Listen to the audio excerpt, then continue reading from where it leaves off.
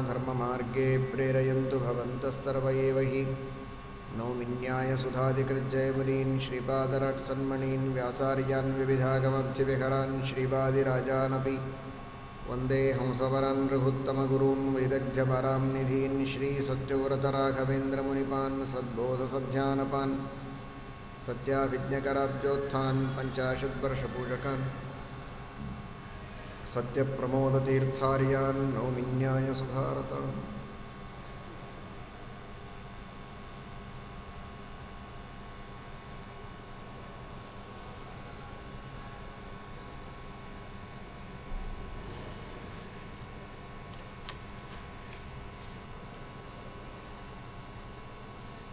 భగవాన్ వేదవ్యాసులు శ్రీమద్ భాగవత గ్రంథము యొక్క ప్రారంభమునందు మంగళాచరణం చేస్తూ ఉన్నారు. సామాన్యంగా విఘ్న పరిహారానికి మంగళాచరణం చేయాలి అని శాస్త్రంలో చెప్పబడినది. ఏ భగవంతుని స్మరణం చేస్తే మనకందరికీ విఘ్నములు పరిహారింపబడతాయో అలాంటి భగవంతునికి విఘ్నములు ఎక్కడ? భగవంతునికి కాదు, భగవంతుని అపరోక్ష జ్ఞానం పొందిన ఆ భగవంతుని అనుగ్రహ పాత్రులైన శ్రీమన్మధ్వాచార్యులకే వాయుదేవునికే విఘ్నాలు లేవు అంటారు. విలీన ప్రకృతితయా స్వయం అంతరాయ విధిరోపి అని శ్రీమద్ టీకాకృత్పాదులు శ్రీమన్యాయసుధా గ్రంథమునందు మనకు ఉపదేశిస్తారు. భగవంతుని అపరోక్ష జ్ఞానంతో ఈ ప్రకృతి బంధం ఉన్న వాయుదేవునికి ఆ ప్రకృతి బంధంతో ఏ బాధ లేదు.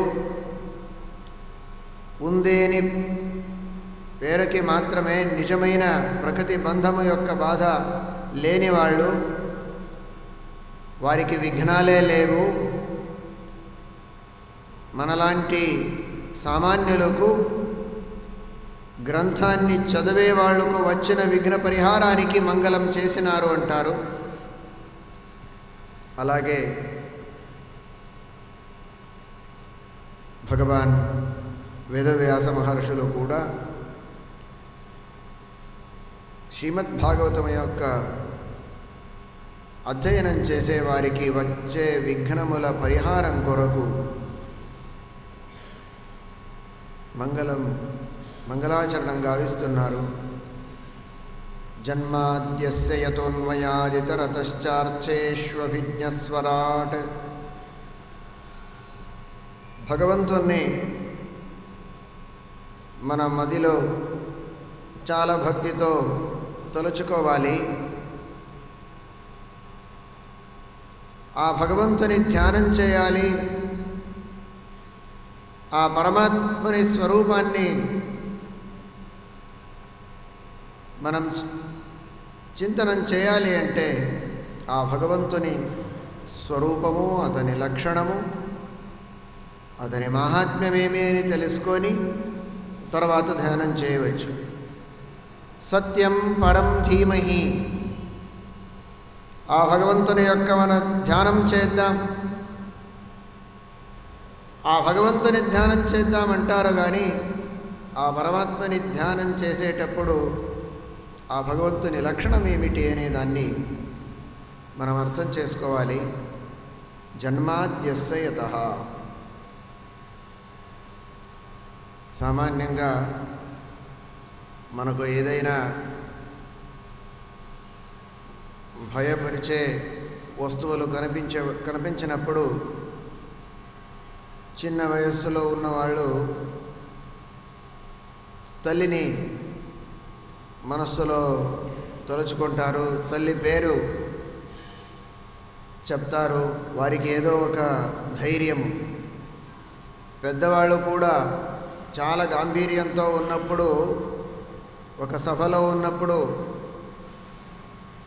ఒక విలువ వారు కాపాడుకుంటారు. అయితే ఒకేసారి ఏదైనా భయం వస్తే, దుఃఖం కలిగితే, దెబ్బి తాకితే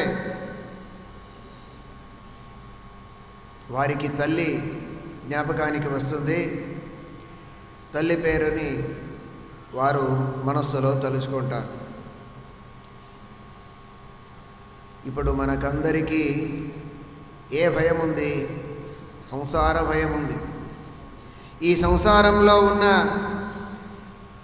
నానా విధమైన దుఃఖములు, జన్మ మరణములు, ప్రియ వియోగము, అప్రియ సుయోగము.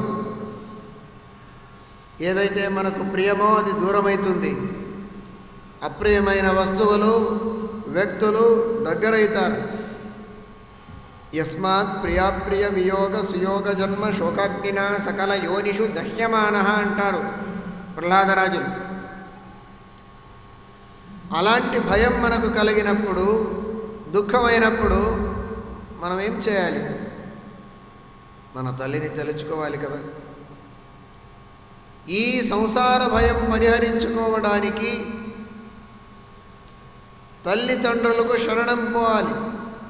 చిన్న పిల్లలు ఉన్నప్పుడు, ఇప్పుడు మనం అందరం చిన్న పిల్లలమే.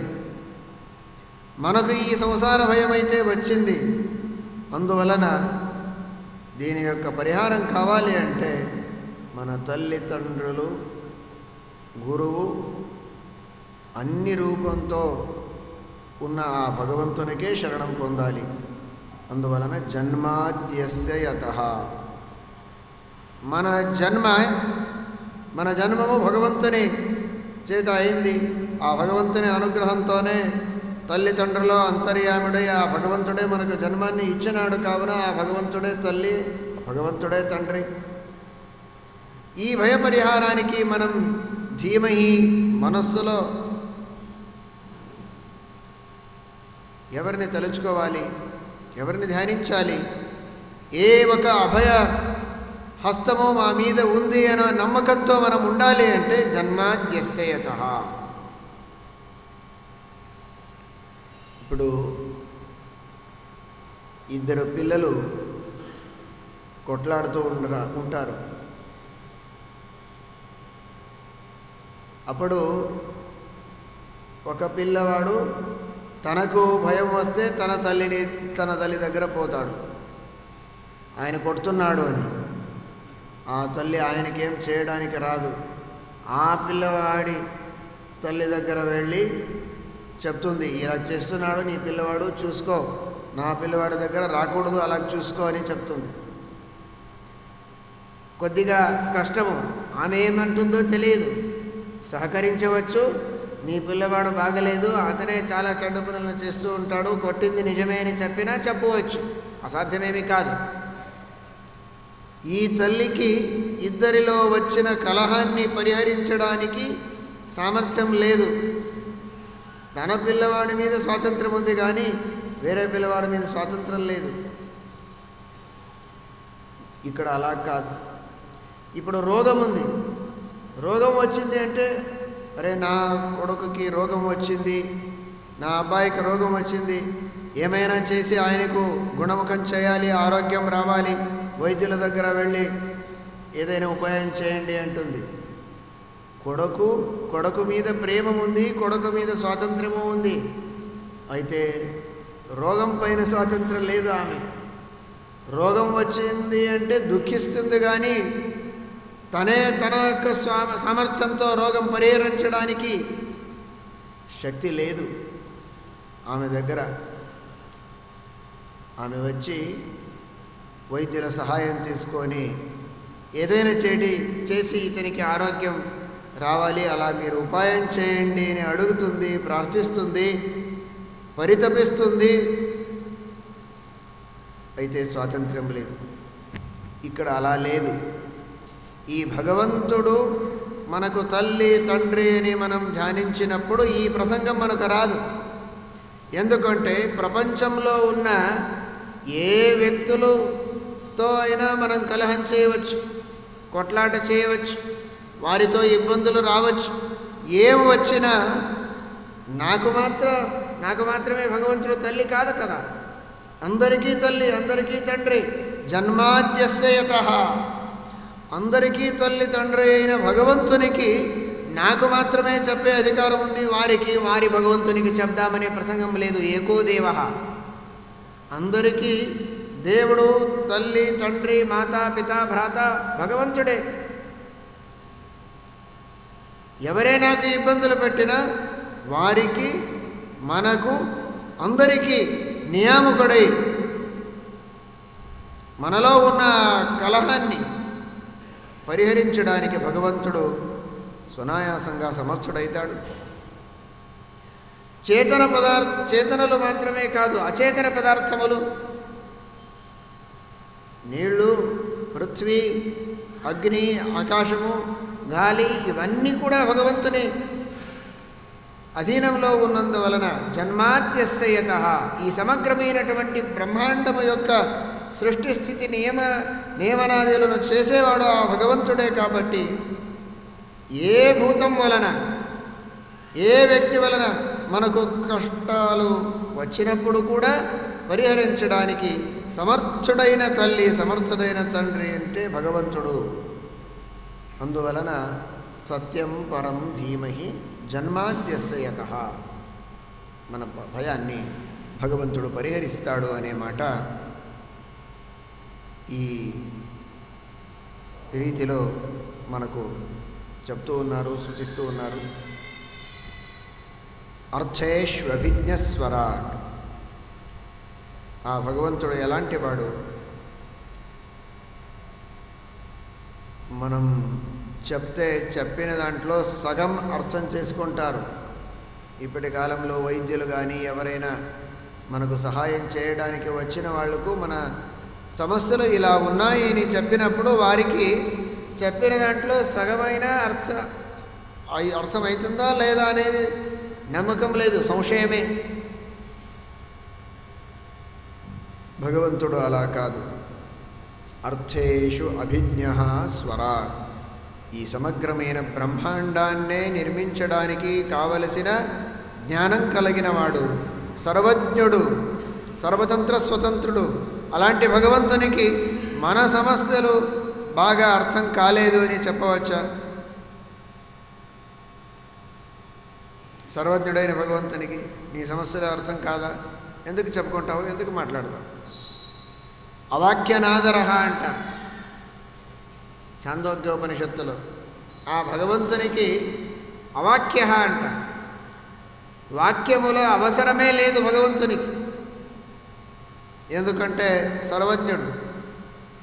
ఎవరికి జ్ఞానం లేదు వారికి జ్ఞానం అందించడానికి, వారికి జ్ఞానం ఇవ్వడానికి వాక్యముల ప్రయోగాలు ఉంటాయి. ఇప్పుడు ఆ వాక్య ప్రయోగం చేయటమే వ్యర్థము భగవంతుని దగ్గర. ఎందుకంటే ఆ భగవంతుడు సర్వజ్ఞుడు. వాక్యములు లేనిదే జ్ఞానం కలగదు అనే పరిస్థితి భగవంతునికి లేదు. అర్థేష్వభిజ్ఞః, సర్వజ్ఞుడు భగవంతుడు. స్వరాట్, స్వతంత్రుడు.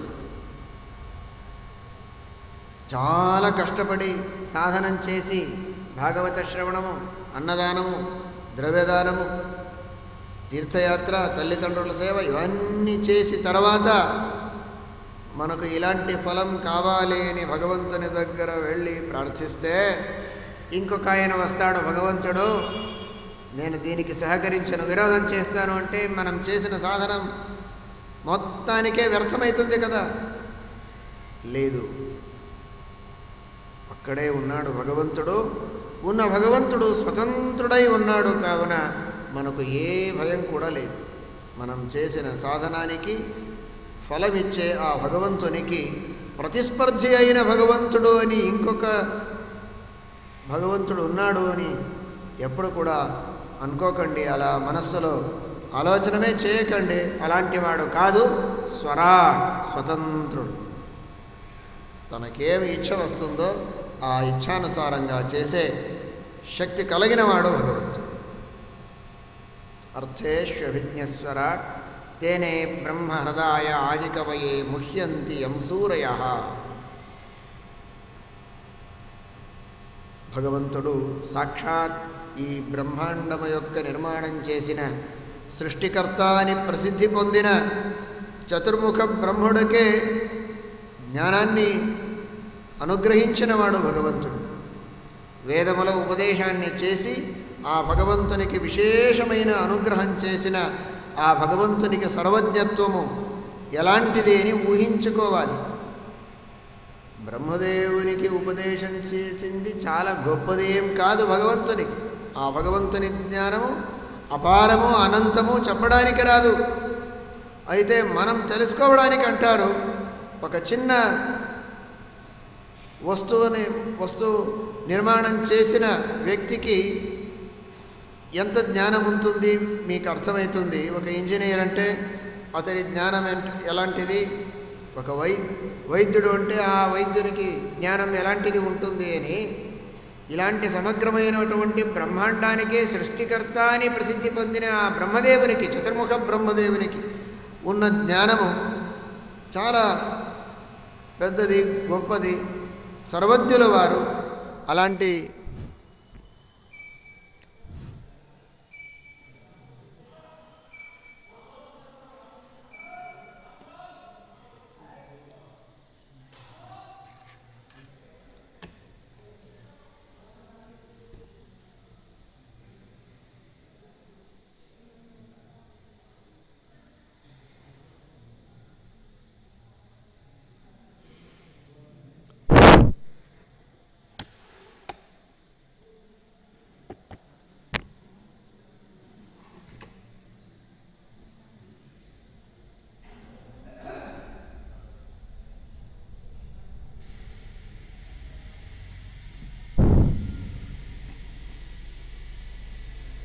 అలాంటి బ్రహ్మదేవులకు కూడా జ్ఞానం ప్రసాదించినవాడు భగవంతుడు అంటే ఆ పరమాత్మని యొక్క సర్వజ్ఞాన్ని మనం తలుచుకోవచ్చు. తేనే బ్రహ్మ హృదయ ఆదికవయే ముహ్యంతి యం సూరయః. ఆ పరమాత్మని పట్ల జ్ఞానం పొందాలి అంటే ఆ భగవంతుని ప్రసాదం ఉండవలసిందే. ప్రసాదం ఉంటే, అనుగ్రహం ఉంటే జ్ఞానం వస్తుంది. అనుగ్రహం లేనిదే మనకు జ్ఞానం కలగదు. మహాలక్ష్మికి కూడా భగవంతుని పట్ల జ్ఞానం ఉంది, విశ్వాసం ఉంది, శ్రద్ధ ఉంది. ఆ పరమాత్మని సేవ చేస్తుంది. ఎల్లప్పుడూ కూడా ఏను ధన్యడో లకుమి అంత మాన్యడో అన్నట్టు ఇవన్నీ చేస్తుంది అంటే ఆ భగవంతుని ప్రసాదం ఉన్నందువలన. ఆ పరమాత్మని ప్రసాదం, అనుగ్రహం లేదంటే ఆమెకు కూడా సాక్షాత్ భగవంతుని పత్ని అయిన నిత్యముక్తురాలైన ఆమెకు ఆ పరమాత్మని విషయంలో సమగ్రమైన జ్ఞానం లేదు. కొద్దిగా ఏ జ్ఞానమేమి ఉందో అది కూడా ఆ భగవంతుని అనుగ్రహంతో. బ్రహ్మదేవుని కంటే ఎక్కువ జ్ఞానం మహాలక్ష్మికి ఉండొచ్చు, అందరికంటే ఎక్కువ జ్ఞానం ఉండొచ్చు, కానీ భగవంతుని విషయంలో పరిపూర్ణమైన జ్ఞానము మహాలక్ష్మికి లేదు, బ్రహ్మదేవునికి లేదు, ఎవరికీ లేదు. అయితే జ్ఞానమే లేదు అని చెప్పడానికి కూడా రాదు. జ్ఞానం ఉంది. ఆ ఉన్న జ్ఞానము భగవంతుని అనుగ్రహంతో ఉంది. ముహ్యంతియం సూరయః. భగవంతుని అనుగ్రహం లేదంటే వారికి భగవంతుని పట్ల విపరీత జ్ఞానము కూడా రావచ్చు. ఎప్పుడు కూడా భగవంతుడు అలా వారవని వదలడు, అనుగ్రహం చేసి ఉంటాడు. జ్ఞానం ఉంటుంది వారికి, ఇది సత్యము. చేయకపోతే మాత్రం వారికి నిజమైన మోహమే, విపరీత జ్ఞానమే కలగవచ్చు, అజ్ఞానం రావచ్చు. అలాగెప్పుడు కూడా చేయడు. ముహ్యంతియం సూరయః తేజో వారి మృదాం యథా వినిమయః యత్ర త్రిసర్గో మృష. భగవంతుడు మత్స్య, కూర్మ మొదలైన అనంత అవతారములను ప్రకటించాడు. ఆ అన్ని అవతారములు కూడా స్వతంత్రులే, గుణపూర్ణులు, దోషదూరులు, సమగ్రమైనటువంటి జగజ్జన్మాది కారణకర్తలు ప్రతి ఒక్క అవతారము కూడా. మత్స్య రూపంలో ఎక్కువ పని చేయలేదు. శ్రీకృష్ణ రూపంలో భగవంతుడు చాలా పనులను చేశాడు, విశేషమైన అవతార కార్యములను చేశాడని కృష్ణ రూపం చాలా గొప్పది, మత్స్య రూపం చాలా చిన్నది అని ఎప్పుడు కూడా మనస్సులో అనుకోకు. నేహ నానాస్తి కించన్. దీనికి ఆ భగవంతుడు మత్స్య రూపాన్ని తీసుకున్నాడు, కూర్మ రూపాన్ని, వరాహ రూపాన్ని. ఇలాంటి అవతారముల సృష్టికు శుద్ధ సృష్టి అంటారు. అది ఎలా అంటే ఒక తేజస్సుతో ఇంకొక తేజస్సు పుట్టినట్టు. దీపం ఉంటుంది, ఆ దీపానికి ఇంకొక వత్తులను దగ్గర తీసుకొని మనం వెలిగిస్తాం. అప్పుడు ఆ దీపంలో ఉన్న శక్తి తగ్గదు. ఆ దీపం ఎలా ఉంటుందో దాని యొక్క పరిమాణము, దాని యొక్క తేజస్సు అలాగే ఉంటుంది. పక్కకు ఇంకొక దీపము అది కూడా వెలుగుతుంది.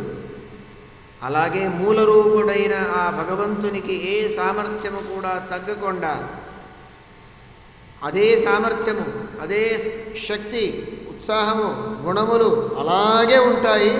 దీనికి కూడా కొంచెం కూడా తక్కువ కాకుండా అలాగే ఆ గుణములు, ఆ రూపము, ఆ ఉత్సాహము ఇక్కడ కూడా వస్తుంది.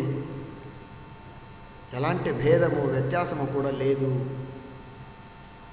ఉదాహరణంలో భేదమైన ఉంది, వ్యత్యాసం కనిపించదు. ఇది పెద్దది, అది పెద్దది. ఇది ఎంత పరిమాణం కలిగినదో అది అంత పరిమాణం కలిగినదే. దీనికి ప్రకాశము, దానికి ప్రకాశము. అయితే ఈ దీపము వేరే, ఆ దీపము వేరే. భగవంతుని రూపాల్లో ఆ భేదము కూడా లేదు. మూల రూపం వేరే, మత్స్య రూపం వేరే అనే భేదము కూడా లేదు. అలాగుంటే దృష్టాంతం ఎందుకు ఇచ్చారు అని ప్రశ్నము రావచ్చు. దానికి మహానుభావులైన యాదవార్యులు వారి వ్యాఖ్యానమునందు దానికి వివరణాన్ని ఇస్తారు. వారంటారు, 2 దీపములను తీసుకుంటే వాటిలో మనకు భేదం ఉంది అని అనిపిస్తుంది. కానీ ఆ దీపము యొక్క అభిమాని దేవతని తీసుకుంటే ఒక దీపం ఉంది. శాస్త్రకారాలకు ఎప్పుడు కూడా అభిమాని దేవతలు, అంతర్యాములు అక్కడే దృష్టి. దీపము అంటే దీపము కాదు, దీపాభిమాని. దీపాభిమాని దేవత ఎవడు? అగ్ని. ఒక దీపం ఉంది, దానికి అభిమాని అగ్ని. దానితో ఇంకొక దీపాన్ని వెలిగిస్తాం, అక్కడ కూడా అగ్నిదేవత. ఈ అగ్ని, ఆ అగ్ని, 2 అగ్నిదేవతలు లేరు కదా, ఇదందరికీ తెలుసు. అగ్నిదేవత ఒకటే. సహస్ర దీపాలంకారాన్ని చేస్తారు కొండపైన శ్రీనివాసునికి. ఆ సహస్ర దీపాలంకారం చేస్తే సహస్ర దేవతలు ఉన్నారా? దేవత అగ్ని ఒకటే కదా. అలాగే భగవంతుని రూపాల్లో కూడా భేదం లేదు. మీరు అనొచ్చు, 2 ఒకటే కదా, మనకు దీని మీద కూడా సంశయం ఉంది, అక్కడో సంశయం ఉంది. ఈ అగ్ని, ఆ అగ్ని, అక్కడ కూడా వ్యత్యాసం ఉంది. ఈ అగ్ని వేరేనే, ఆ అగ్ని వేరేనే అంటామంటే దీనికి దానికి కొద్దిగా తేడా ఉంది. ఏమి? పేరు ఒకటే, అగ్ని. దానితో వచ్చిన ఇంకొక దీపానికి దేవత అగ్ని, మరొకటి వచ్చింది అగ్ని, ఇంకొకటి వచ్చింది దానికి అగ్ని. పేరు వ్యత్యాసం లేదు. ఆ దేవత నియమం చేసే పదార్థమనందు కూడా తేడా లేదు, భేదం ఉంది. అయితే వ్యత్యాసం లేదు. ఇది ఒకే రకంగా వెలుగుస్తుంది, అది ఒకే రకంగా వెలుగుస్తుంది, సమానముగా కనిపిస్తుంది బాహ్యంగా. దేవతకు పేరు కూడా ఒకటే ఉంది. భేదం ఉంది అని చెప్పడానికి ఎక్కువ వీలు లేదు అక్కడ. ఇక్కడ అలా కాదు. మత్స్య రూపము, కూర్మ రూపము, వరాహ రూపము పేర్లు వేరు వేరే ఉన్నాయి. ఆకారము వేరే ఉంది, కార్యము వేరే ఉంది. అది ప్రకాశం ఇస్తుంది, ఇది ప్రకాశం ఇస్తుంది, ఒకే రకంగా కనిపిస్తుంది. అభేదం తెలుసుకోవడానికి చాలా అనుకూలం ఉంది. ఇక్కడ అలా కాదు. సింహరూపంతో నరసింహస్వామి ప్రకాశమయ్యాడు. వనేచర, వన్యమృగము సింహ అంటే. ఇది జలచర, మత్స్య, కూర్మ. ఇది పురుషాకారంలో మనుష్య సదృశ రూపంలో రామకృష్ణుడు ఉన్నాడు. రకరకాల రూపాల్లో భేదం మనకు మనస్సులు వచ్చేటట్టు కారణాలు కనిపిస్తాయి. విరుద్ధమైనటువంటి ధర్మాలు అక్కడ కనిపిస్తాయి. అందువలన ఇక్కడ భేదశంక వచ్చింది. అక్కడ ఆ భేదశంక రావడానికి వీలు లేదు. అగ్ని అనే పేరు ఒకటే ఉంది. అగ్నిదేవత నియమించే వస్తువులో సమానమైన రూపం ఉంది, అభేదం ఉంది అనేదాన్ని తెలుసుకోవడానికి చాలా అనుకూలం ఉంది. అందువలన దాన్ని దృష్టాంతముగా ఇచ్చి ఆ భగవంతునిలో అభేదాన్ని ప్రతిపాదించడానికి వేదవ్యాస మహర్షులు దీపము యొక్క దృష్టాంతాన్ని మనకు చెప్పినారు అని శాస్త్రంలో మనకంటారు. తేజో వారి మృదాం, వారి సృష్టి. వారి అంటే నీళ్ళు. ఆ నీళ్ళలో ప్రతిబింబం మనకు కనిపిస్తుంది. సూర్య ఉంటే ఆ సూర్యుని ప్రతిబింబం మనకు నీళ్ళలో కనిపిస్తుంది. ఆ జలమునందు సూర్యబింబము యొక్క ప్రతిబింబం మనం చూస్తాము.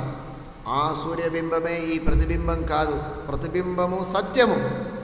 అయితే ఆ పైన ఉన్న సూర్యబింబమే ఈ ప్రతిబింబము కాదు. అది వేరే, ఇది వేరే. అయితే దానికి పోలిక ఉంది, అంతే. అధీనం ఉంది. ఆ సూర్యబింబము చలిస్తే ఈ ప్రతిబింబం కూడా చలిస్తుంది. అలాగే భగవంతుడు వేరే, జీవుడు వేరే. భగవంతుని సాదృశ్యం ఉంది. భగవంతుడు కూడా చేతనుడు, మనం కూడా చేతనలము. సాదృశ్యం ఉంది. అతనికి ఆనందం ఉంది, మనకు ఆనందం ఉంది. అతనికి ఎంత ఉందో అంత లేదు. అయితే ఆనందం అతనికి ఉంది, మనకు ఉంది అని చెప్పడానికి వస్తుంది. అంత కొద్దిగా సాదృశ్యం ఉంది. అందువలన భగవంతుని సాదృశ్యము, భగవంతుని అధీనత్వము, భగవంతునితో భేదము మనకు ఉన్నందువలన మనమందరం ఆ భగవంతునికి ప్రతిబింబములు ఉన్నట్టు. ప్రతిబింబం వలె ఉన్నందుకు జీవుల సృష్టికి వారి సృష్టి ఉన్నట్టు దీనికి మిశ్ర సృష్టి అంటారు. జీవులు స్వరూపంతో నిత్యలు. జీవస్వరూపానికి ఉత్పత్తి లేదు, నాశము లేదు, ఏమీ లేదు. అయితే దేహానికి ఉత్పత్తి ఉంది, ఈ దేహానికి నాశము కూడా ఉంది. అందువలన స్వరూపంతో ఉత్పత్తి లేనివాడైన జీవునికి దేహ సంయోగంతో ఉత్పత్తి వస్తుంది. కావున దీనికి మిశ్ర సృష్టి అంటారు. తరువాత జడ పదార్థముల సృష్టి. ఆ జడ పదార్థములకు స్వరూప సృష్టియే. జడ పదార్థములు స్వరూపంతో ఉన్నాయి, దేహ సంయోగమవుతుంది అని కాదు. మృదాం యథా వినిమయ. మనం మన్ను తీసుకొని దానితో ఒక ఘటాన్ని చేస్తాము అంటే ఆ మన్ను ఘటానికి ఉపాదాన కారణం. ఆ మన్నే ఘటముగా పరిణామం పొందుతుంది. అలా ప్రకృతితో, ప్రకృతి తత్వంతో ఈ సమగ్రమైనటువంటి బ్రహ్మాండము, ఆ బ్రహ్మాండంలో ఉన్న పదార్థములు, ఇవన్నీ పరమాత్ముడే స్వయంగా సృష్టి చేస్తాడు. ఈ రకంగా త్రివిధమైనటువంటి సృష్టిని చేసే ఆ భగవంతుని స్వరూపాన్ని తేజో వారి మృదాం యథా వినిమయో యత్ర త్రిసర్గో మృషా. ఇలాంటి సృష్టులను చేసే భగవంతునికి ఈ సృష్టిములతో ఏ విధమైన ప్రయోజనం కూడా లేదు. ఏ సృష్టితో కూడా ఏ ప్రయోజనం లేదు. నిస్వార్థంతో, అనుగ్రహ బుద్ధితో మమ్మల్ని ఉద్ధరించాలి అని ఒకే ఒక భావనతో భగవంతుడు ఈ అన్ని సృష్టిములను చేసి మనకు ఉద్ధరిస్తాడు. యత్ర త్రిసర్గో మృషా తేజో వారి మృదం యథా వినిమయో యత్ర త్రిసర్గో మృషా ధామ్నా స్వేన సదా నిరస్తకుహకం సత్యం పరం ధీమహి. సదా నిరస్తకుహకం. ఏ దోషములు కూడా భగవంతునిలో లేవు. ఎక్కువ పనులను చేసేటప్పుడు శ్రమమవుతుంది, భగవంతునికి శ్రమం లేదు.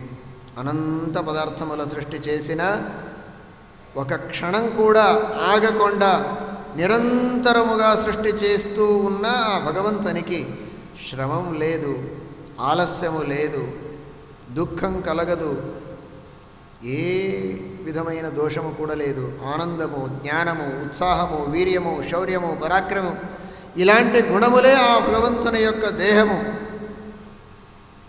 గుణైక విగ్రహుడు భగవంతుడు తప్పనిస్తే ఒక దోషం కూడా ఆ భగవంతునిలో లేదు.